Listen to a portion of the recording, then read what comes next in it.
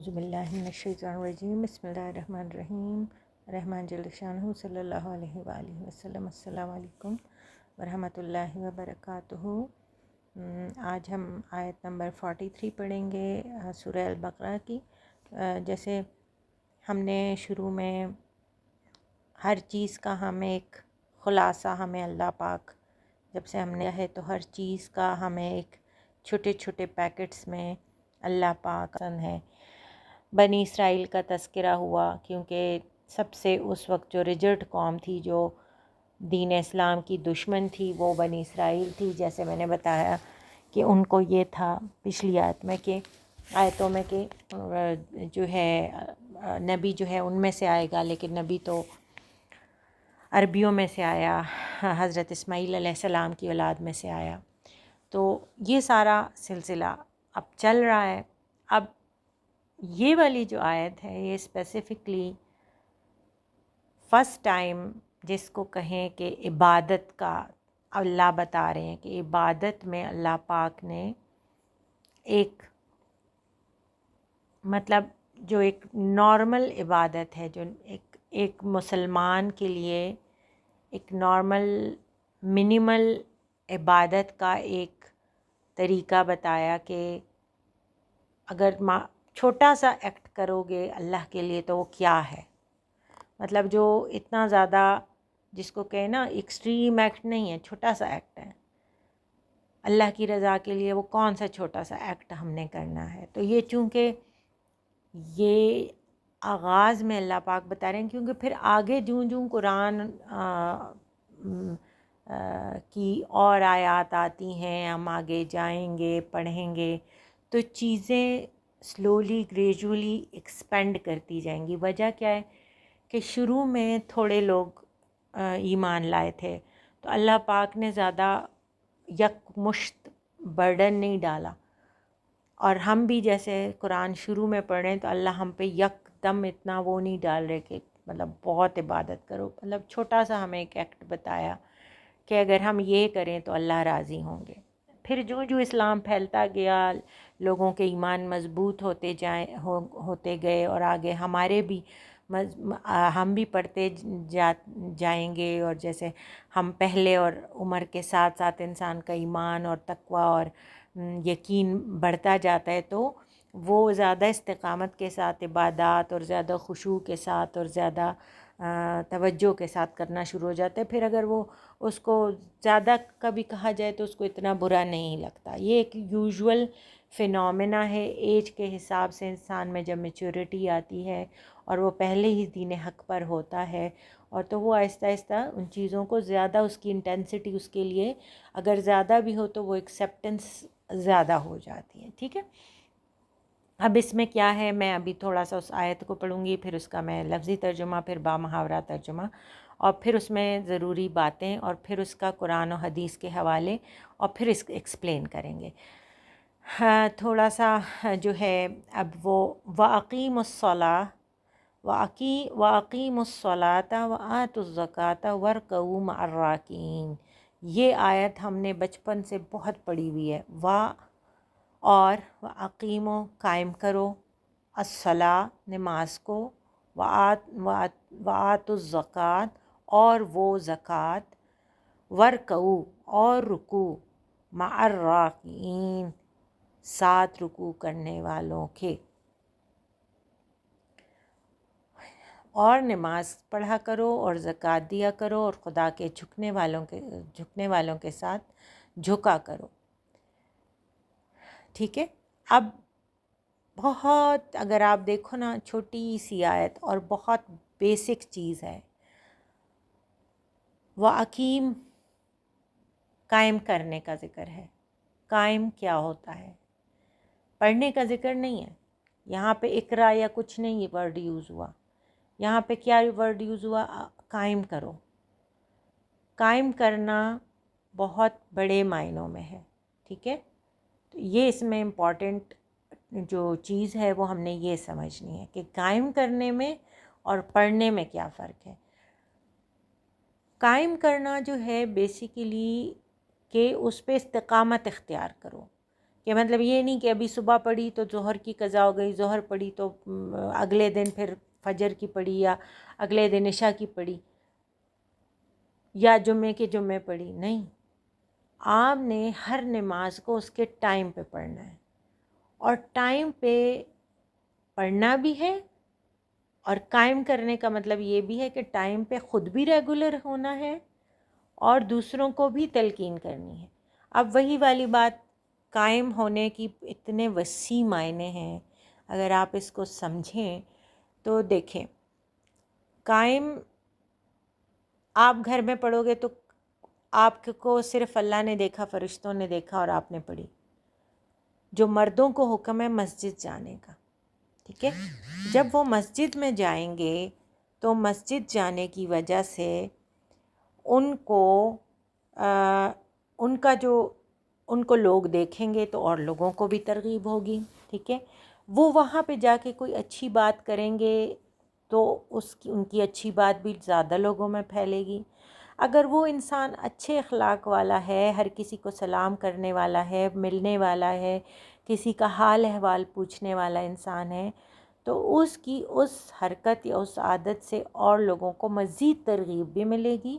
اس کو کسی کی دل جوئی کرنے کا بھی موقع مل گیا، اس کو کسی کا حال چال جاننے کا بھی موقع مل گیا.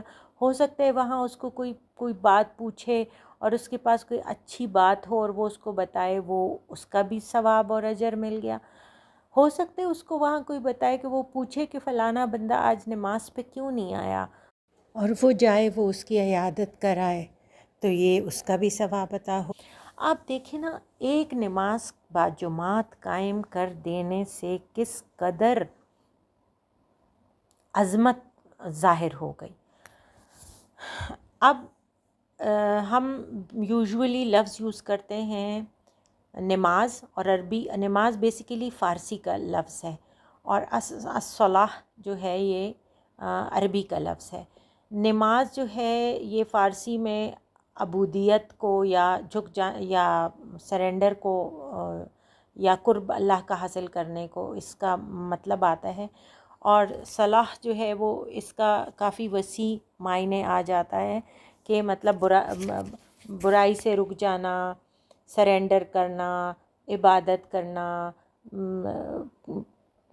اور جس کو کہیں ذکر کرنا، اللہ کی تسبیح بیان کرنا. تو اس کا کافی جو ہے وسیع معنوں میں آ جاتا ہے. اور وآتوا الزکوٰۃ، اور زکوٰۃ ادا کرنا. زکوٰۃ کیا ہے؟ زکوٰۃ زکی ہے، اور زکی کا مطلب ہے پاک کرنا یا بڑھانا. ٹھیک ہے، دونوں مطلب اس زکوٰۃ کے لفظ پہ لاگو ہوتے ہیں، کیونکہ زکوٰۃ سے ایک تو ہمارے مال میں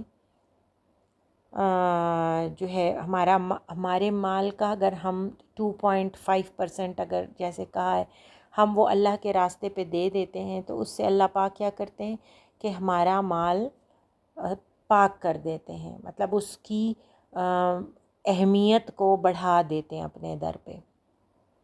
جو اگر پھر وہ بقایا ہمارے بال بچے کھاتے ہیں تو اس میں کیا ہوتا ہے، ایک پاکی کا عنصر آ جاتا ہے کہ اس میں سے جو آپ نے کسی کا حصہ تھا وہ دے دیا.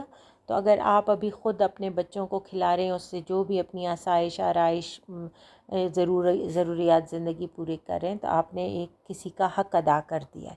ٹھیک ہے، پھر بڑھانے کے معنی میں یہ اس طرح آتا ہے کہ دیکھیں اللہ پاک فرماتے ہیں رکوع کیا ہے؟ رکع. یہ رکع جو اس کا جو روٹ ہے رکع کا روٹ ہے جھک جانا. رکع اس کا روٹ ہے اور مطلب ہے جھک جانا. ٹھیک ہے، رکوع کرو.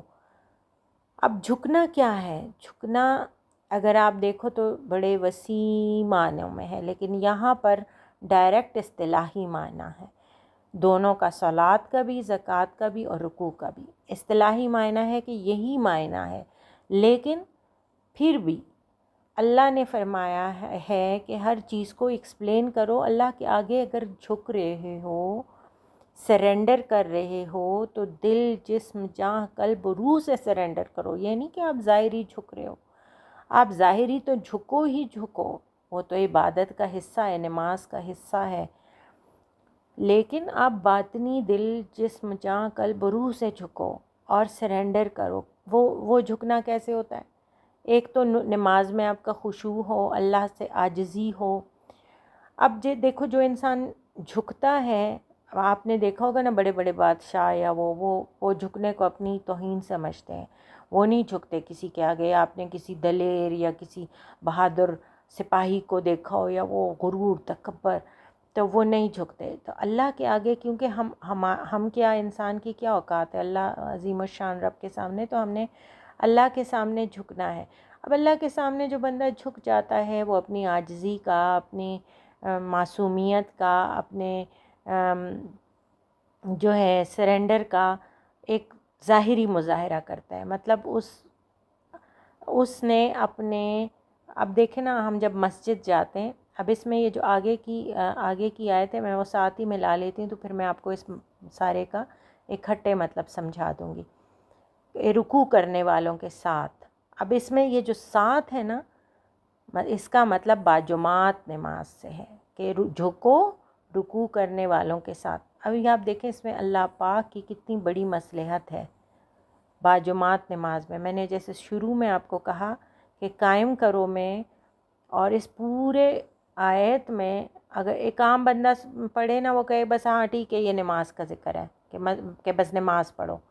نہیں، قائم کرو جیسے بتایا صلات کو، پھر زکوٰۃ کو، اور پھر رکوع کو رکوع کرنے والوں کے ساتھ. تو یہاں پہ ایک تنبیہ ہو گئی باجماعت نماز کی. اب دیکھیں جب ہم باجماعت نماز کے لیے جاتے ہیں، باجماعت نماز پڑھتے ہیں، تو وہاں پہ کوئی بہت بڑا بادشاہ بھی ہے اور ایک مزدور بھی ہے، سب مسجد میں اکٹھے ہو جاتے ہیں. ٹھیک ہے، وہ کہتے ہیں نا ایک ہی صف میں کھڑے ہیں محمود و ایاز. تو ہم سارے لوگ اکٹھے جمع ہو جاتے ہیں. ٹھیک ہے، وہاں پہ یہ تفریق ختم ہو جاتی ہے. اب وہ بھی جھک رہا ہے، بادشاہ بھی جھک رہا ہے، غریب بھی جھک رہا ہے، مزدور بھی جھک رہا ہے. وہ مزدور دیکھ رہا ہے کہ بادشاہ جھک رہا ہے ایک بہت عظیم بادشاہ کے سامنے، یا ایک وزیر ہے یا ایک منسٹر ہے آج کل کے زمانوں میں، وہ بھی کھڑا ہے اور وہ بھی جھک رہا ہے، وہ بھی دیکھ رہے کہ وہ بھی جھک رہا ہے. اس سے کیا ہو گیا کہ ایک مزدور کو بھی یہ پتہ ہے کہ میرا ایک عظیم بادشاہ ہے، اور ایک بادشاہ کو بھی، یا ایک وزیر اعظم کو، یا جو بھی وزیر ہے یا جو بھی ہے، یا کوئی بڑا سپاہی ہے یا کوئی سپہ سالار ہے یا کوئی جو ہے بزنس مین ہے یا جو بھی ہیں پیسے والے لوگ ہیں، سب کو پتہ ہے کہ ہم نے ایک اللہ کے آگے سرنڈر کرنا ہے. تو یہ ایک دوسرے کو اس حالت میں دیکھنا جو ہے نا، یہ بھی عاجزی دلاتا ہے، عاجزی کی ترغیب دیتا ہے ایک دوسرے کو کہ ہم نے عاجزی سے ہی رہنا ہے، کیونکہ ہماری اوقات کچھ بھی نہیں ہے جب اللہ کے سامنے ہو. ویسے بھی کوئی اوقات نہیں ہے، سب برابر ہیں، لیکن اس سے ترغیب ملتی ہے، ایک دوسرے کو ترغیب ملتی ہے. تو یہ بات جو ہے یہ بہت سمجھنے کی ہے کہ یہ صرف جسٹ وہ نہیں ہے جس کو کہیں نا، ہمارے لیے اس میں بہت بڑی مثالیں ہیں. اب ہم نماز قائم کرنے کے تھوڑے سے جو ہے پوائنٹس بتاتے ہیں کہ جو نماز جو ہے یہ جو ہمارے اس کا ارکان ہیں، ہمارے دین کے 5 ستون بتائے گئے ہیں جو مین ارکان ہیں، نماز، روزہ، زکوٰۃ، حج. تو یہ اس میں سے ایک رکن ہے. تو ابھی قرآن پاک ہی کی سورہ عنکبوت کی آیت 45 میں ہے کہ نماز بے حیائی اور برے کاموں سے روکتی ہے.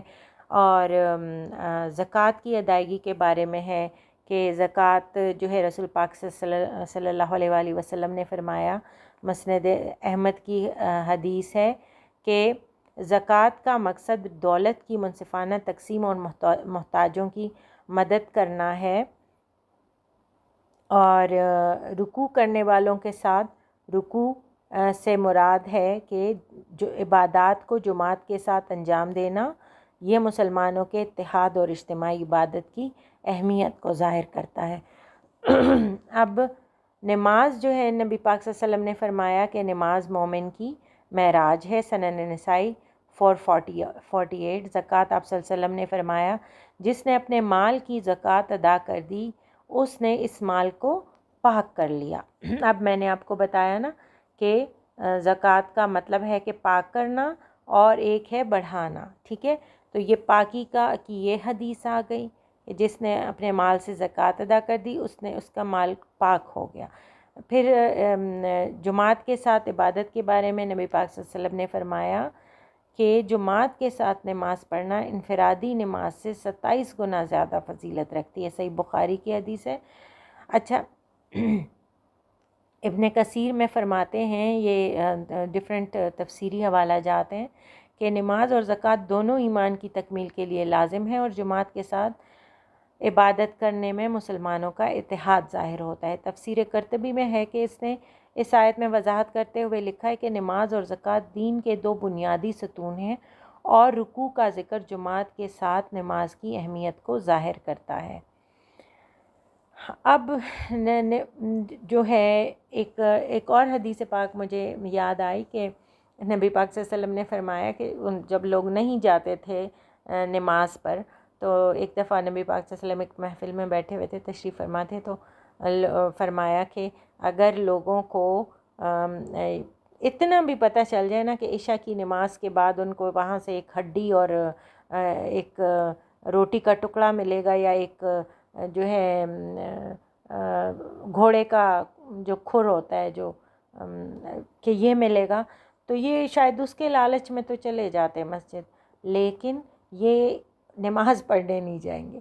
تو مطلب کہ نماز پڑھنے سے اس قدر تک کتراتے ہیں یا مسجدوں کو آباد نہیں کرتے۔ حالانکہ نبی پاک صلی اللہ علیہ وسلم کے زمانے میں تو نماز، کیونکہ وہ تو اصحاب کا زمانہ تھا، وہ تو بڑا پیارا زمانہ تھا، تو اس وقت تو لوگ کا ایمان کا لیول ظاہر ہے بہت زیادہ تھا، تو ایون اس وقت بھی نبی پاک صلی اللہ علیہ وسلم نے یہ بات فرمائی۔ تو اور آج کل تو ہم لوگوں پہ بہت زیادہ لاگو ہو رہی ہے کہ ہم لوگ جو ہیں نمازیں، مسجدیں بہت بڑی بڑی ہیں لیکن ویران ہیں۔ مشکل سے ایک جو 4000 کی اگر کوئی کالونی ہے اور اس میں ایک مسجد ہے تو اس 4000 میں سے ہارڈلی 40-50 لوگ ایک نماز کے لیے جاتے ہیں، مطلب بہت کم وہ ہوتا ہے۔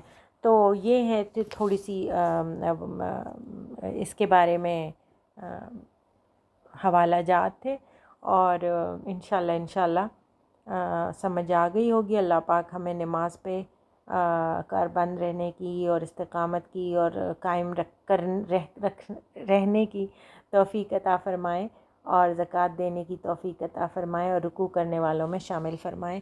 آمین ثم آمین۔ صدق اللہ العلی العظیم۔